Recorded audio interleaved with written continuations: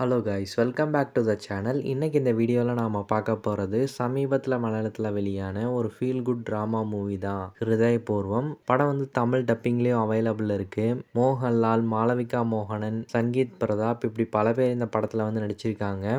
படத்துடைய கதை வந்து என்ன அப்படின்னு முதல்ல பார்க்கலாம். ஸோ இந்த கதையோட ஆரம்பத்தில் நம்ம ஹீரோவுக்கு ஹார்ட் டிரான்ஸ்பிளான்ட் சர்ஜரி வந்து நடக்குது.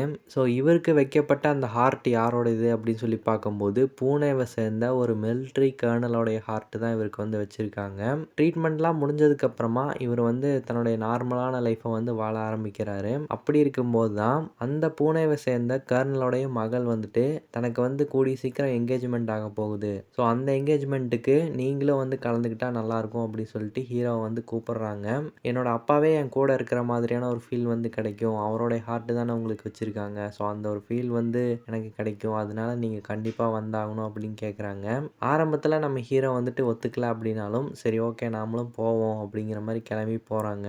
ஸோ அங்கே போனதுக்கப்புறமா இவங்க திரும்ப வரதுக்கான சுச்சுவேஷன் வந்துட்டு கரெக்டாக அமைய மாட்டேங்குது. பூனேலேயே தங்குற மாதிரியான ஒரு சுச்சுவேஷன் வந்து அமையுது. ஸோ நம்ம ஹீரோ பூனேயில் இருக்கிற அந்த கொஞ்ச நாட்களில் வந்துட்டு யாரெல்லாம் சந்திச்சாரு, இவருடைய லைஃப்பில் ஏற்படக்கூடிய மாற்றங்கள் வந்துட்டு என்னென்ன, இதெல்லாமே தான் இந்த படத்துடைய மீதி கதை அப்படின்னு சொல்லலாம். ஸோ கதையாகவே வந்து பார்க்கும்போது ஒரு சிம்பிளான கதை தான். ஸோ அதில் வந்துட்டு மிக முக்கியமாக மோகன்லாலுடைய பர்ஃபார்மன்ஸ் தான் மிக முக்கிய காரணம் அப்படின்னு சொல்லலாம். ஸோ படம் முழுக்கவே அவருடைய எக்ஸ்பிரஷன்ஸ் ஆகட்டும், எமோஷனல் சீக்வன்ஸ் ஆகட்டும் எல்லாமே வந்துட்டு சூப்பராக பர்ஃபார்ம் பண்ணியிருக்காரு. இவருக்கும் அதுக்கப்புறம் இவர் கூடவே ட்ராவல் பண்ணக்கூடிய சங்கீத் பிரதாப் அவருக்குமான அந்த ஹியூமர் போர்ஷன்ஸ் இது எல்லாமே வந்து இந்த படத்தில் நல்லா ஒர்க் அவுட் ஆயிருக்கு. அதே போல் மாளவிகா மோகனனுடைய பர்ஃபார்மன்ஸும் படம் முழுக்கவே நல்லா இருந்துச்சு அப்படின்னு சொல்லலாம். படத்தில் இருக்கக்கூடிய மற்ற சில சப்போர்ட்டிங் கேரக்டர்ஸ் எல்லாருமே கொடுக்கப்பட்ட ரோலை வந்து நீட்டாக பண்ணியிருந்தாங்க. ஒரு பாசிட்டிவான ஒரு மூட்லேயே இந்த படத்தை வந்து கொண்டு போயிருந்தாங்க அப்படின்னு சொல்லலாம். படம் போகிறதே தெரியல அப்படிங்கிற மாதிரியான ஒரு ஃபீலை வந்து கொடுத்துச்சு. நிறைய உணர்வு பூர்வமான காட்சிகள் இந்த படம் முழுக்கவே அவ்வளோ அழகாக வந்து ப்ளேஸ் பண்ணியிருந்தாங்க. மிக முக்கியமாக செகண்ட் ஹாஃப் வந்துட்டு ரொம்பவே நல்லா எடுத்திருந்தாங்க. ஸோ அதுக்கான ஸ்க்ரீன் பிளே வந்துட்டு நீட்டாகவே வந்து அமைச்சிருந்தாங்க. ஃப்ரெஷ்ஷாக இருந்துச்சு அப்படின்னு சொல்லலாம். அதே போல் டைலாக்ஸுமே பல இடங்களில் நல்லாவே ஒர்க் அவுட் பண்ணியிருந்தாங்க.